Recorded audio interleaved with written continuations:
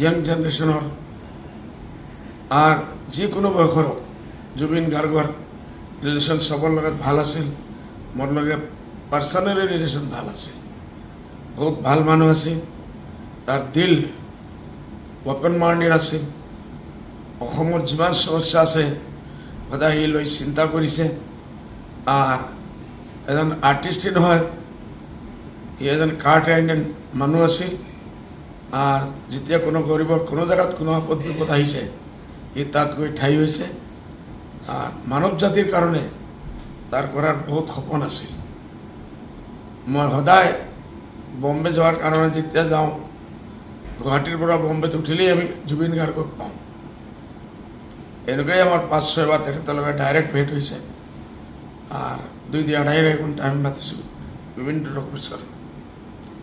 আজি শুনি মনটো ভাঙি গৈছে গোটেই আজমল ফ্যামিলি তেখেতৰ ফ্যামিলিৰ লগত আমি UDF পার্টি আমার মার্কাজুল মারিফ আজমল ফাউন্ডেশন আজমল ফ্যামিলি আর আজমল ফাউন্ডেশন ফ্যামিলি সব আমি দুখী দুখী আছো আর তেখেতৰ খানদানৰ লগত আমি আছো আমি তেখেতৰ আত্মাৰ শান্তিৰ কাৰণে দোয়া কৰি আছো দোয়া কৰি থাকিম।